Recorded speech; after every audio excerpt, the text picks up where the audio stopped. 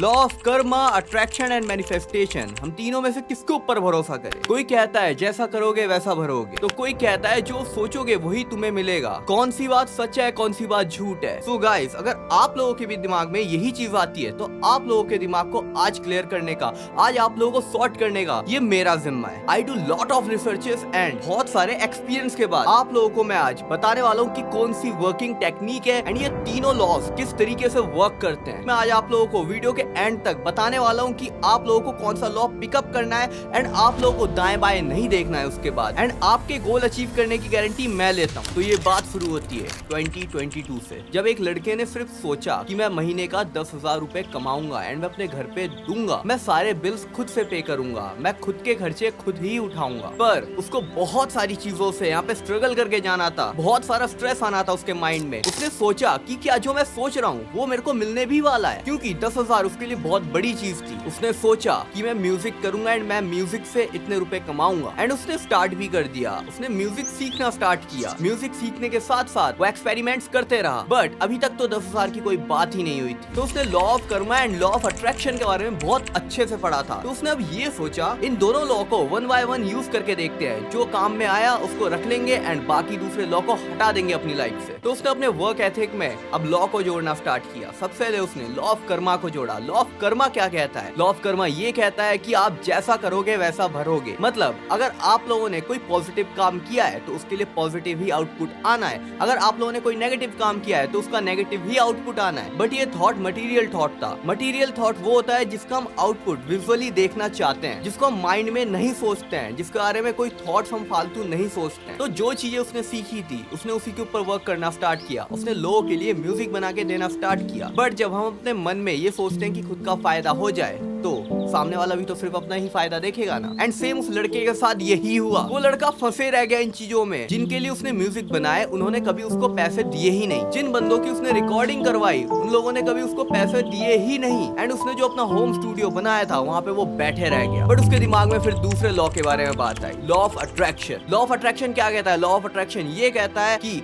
आप जो सोचते हो वही आपके साथ हो जाता है। इस चीज को ध्यान से सुनना। लॉ ऑफ कर्मा और लॉ ऑफ अट्रैक्शन के बीच में ये डिफरेंस है। अगर आप लोग ये सोच रहे हो कि जो आप लोग कर रहे हो वही हो जाता है, लॉ ऑफ अट्रैक्शन भी यही है, तो नहीं, ऐसा नहीं है। लॉ ऑफ कर्मा ये कहता है कि आप लोग जो कर रहे हो आपका वैसा ही आउटपुट आना है। लॉ ऑफ अट्रैक्शन ये कहता है कि आप लोग जो सोच रहे हो, जिस टाइप से सोच रहे हो उसका आउटपुट वैसा ही आना है। कि जिन बंदों ने इसके पैसे नहीं दिए हैं वो उनको दोबारा बुलाएगा एंड उनका जब काम करके देगा तो हो सकता है उसके पिछले वाले पैसे भी वो दे दे। तो क्या आप लोग सोच सकते हो कि उसके साथ क्या हुआ होगा? उसने उनको दोबारा बुलाया, सारी रिकॉर्डिंग हुई, गाना बना एंड वो गाने लेके चले गए। उन्होंने कहा कि पैसे हम कल देंगे। वो लड़का मान गया। बट क्या वो कभी आए वापस?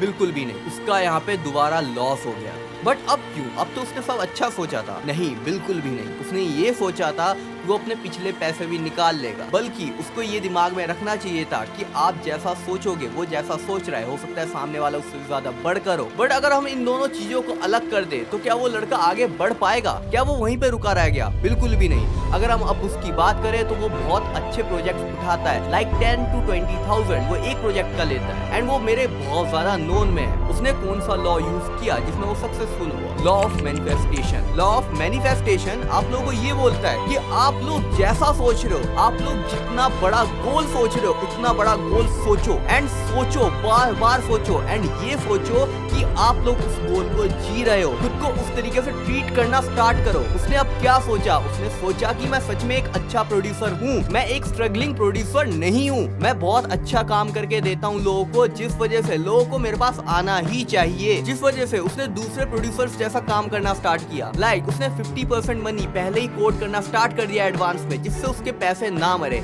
अगर मरे भी तो कम से कम मरे। लाइक दूसरे प्रोड्यूसर्स ऐसा ही करते हैं। एंड इससे क्या हुआ? इसके पास बहुत बड़ी प्लस पॉइंट आ गई। जो बंदे फेक थे उन्होंने आना बंद कर दिया एंड जो बंदे रियल थे उनको आने से कोई नहीं रोक पाया। उन्होंने 50% उसके हाथ में पकड़ाया एंड अपना काम करवाया एंड डिलीवरी के टाइम उसने 50% बाकी के भी कोट कर लिए। तो इससे हमें क्या समझने को मिला? इससे हमें ये समझने को मिला कि मैनिफेस्टेशन मैनिफेस्टेशन कितनी जरूरी है। लाइक नारुतो ने पूरी लाइफ अपना यही सोचा है कि मैं होकागे बनूंगा। एक होकागे किस तरीके से रहता है, वो हमेशा ये कहता था कि जब मैं होकागे बन जाऊंगा तो देखना मैं ये चेंजेस लाऊंगा, मैं इतना ज्यादा पावरफुल बन जाऊंगा कि कोई भी मेरे सामने नहीं टिक पाएगा, मैं बहुत ज्यादा पावरफुल बन जाऊंगा, बहुत ज्यादा, मैं होकागे बनूंगा, होकागे बनूंगा, होकागे बनूंगा। और ये चीज उसको होकागे बनाती है। बट जो लोग ये सोचते रह गए कि मुझे पावर चाहिए, लाइक सास्के, उसने लॉ ऑफ अट्रैक्शन का यूज किया। वो जैसा नेगेटिव थॉट्स रखता रहा वैसे ही नेगेटिव पीपल्स उसके पास आते रहे, लाइक ओरोचिमारू। एंड बाद में क्या होता है, बाद में लॉ ऑफ कर्मा उसके सामने आता है। उसने जितने भी लोगों के लिए बुरा किया था वो बुरा उसके सामने आता है। एंड पूरी लीफ विलेज उससे डरने लग गई थी, उसके खिलाफ हो गई थी, सारे होकागे उसके खिलाफ हो गए थे, उसको भगोड़ा बता दिया गया था अपने विलेज से। बट नारुतो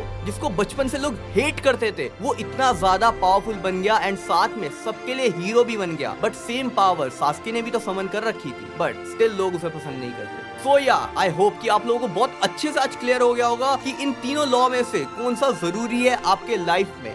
यस, मैं भी वही यूज करता हूँ, law of manifestation. But law of manifestation को ढंग से यूज करना आप लोगों को आना चाहिए। लाइक आप लोगों को सुबह उठना है, सबसे पहले उठ के ही ये सोचना है कि आप लोग कैसी लाइफ जीना चाहते हो। एंड आपको वो बस इमेजिन करना है कि आप किस तरीके से जी रहे होगे जब आप लोग अपने सारे गोल्स पूरे कर लोगे। अगर सारी चीजें सक्सेस हो जाती है तो आप किस तरीके से जी रहे होगे। एंड मेरा भरोसा मानना है यार, ये चीज बहुत ज्यादा वर्क करती है। बट आपके थॉट्स में वो पावर होनी चाहिए। आपको डेली सोचना है। जब आप लोग सोचते हो कि मैं एक बिलियनर हूँ, तो आप एक बिलियनर जितना काम भी करते हो। एंड मानो ना मानो, आप लोग एक दिन बिलियनर बन भी जाते हो। मुझे लगता है कि बहुत सारे मिलियनर एंड बिलियनर मुझे इस टाइम सुन रहे हैं। आई होप कि आप लोग अपने लाइफ में बहुत ज्यादा ऊंचा जाओ, बहुत ज्यादा, इतनी सक्सेस लो कि आपके आसपास वाले कभी सोच भी ना पाए। एंड आज की वीडियो में अगर कोई डाउट है तो जाओ कमेंट बॉक्स में पूछो। एंड अगर आप लोगों ने चैनल को अभी तक सब्सक्राइब नहीं किया है तो do subscribe, because you know karma never die.